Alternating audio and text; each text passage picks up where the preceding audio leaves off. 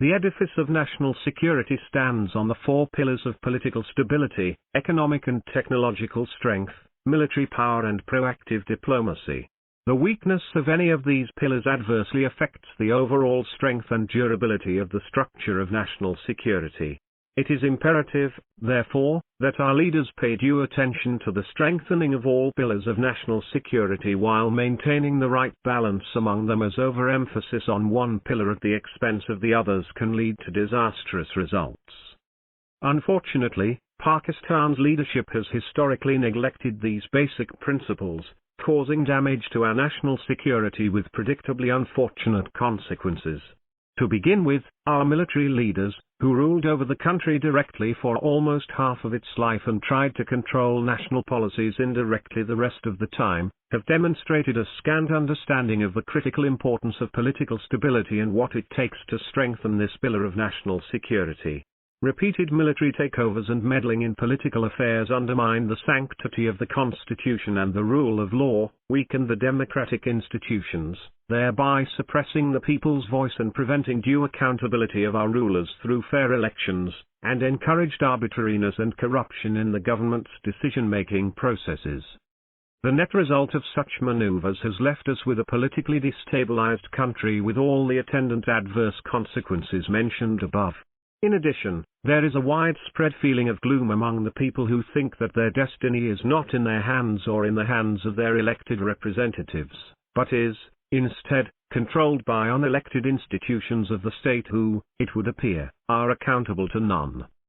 Such a feeling of helplessness inevitably creates despondency among the people and in extreme cases can cause them to take the law in their own hands by resorting to violence for the redress of their grievances. Foreign enemy powers often find in such public discontent a fertile ground for fomenting armed insurgencies aimed at the political disintegration of the country. The arrest of Kulbhushan Jadhav in Balochistan in March 2016 on the charge of fomenting terrorism in the country was a clear indication of India's nefarious designs to destabilize and weaken Pakistan politically by taking advantage of such public discontent. Political meddling has weakened democratic institutions.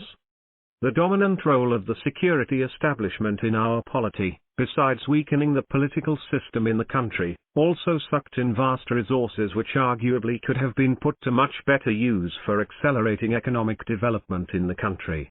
This was the case not only because of narrow institutional considerations but also because of an inadequate appreciation of the importance of economic and technological importance in the national security architecture. It is worth underscoring that in any long-term contest of nations in the modern world, the ultimate outcome is determined by the balance of economic and technological power as pointed out by Paul Kennedy in his seminal work The Rise and Fall of the Great Powers. While in the face of an adversary, the need to maintain a credible security deterrent at any time cannot be denied, the neglect of the imperative of economic and technological strength can lead a nation to a security disaster in the long run. It is, therefore, a matter of deep concern that India, which poses an enduring threat to our national security, is growing economically at a much faster pace than Pakistan.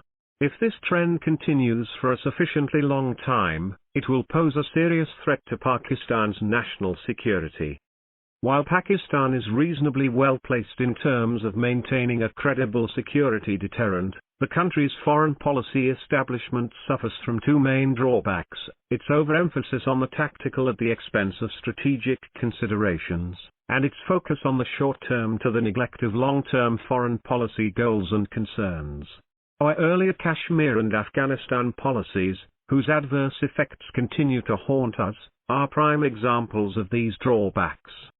Pakistan is in dire need of a grand strategy which should bring into a coherent whole the country's political, economic, military and diplomatic policies based on a sound analysis of the evolving global and regional ground realities. Our failure to do so will pose an existential threat to the country's security and economic well-being. The writer is a retired ambassador, president of the Lahore Council for World Affairs and author of Pakistan and the World in Disorder, A Grand Strategy for the 21st Century. Published in Dawn, October 26, 2022.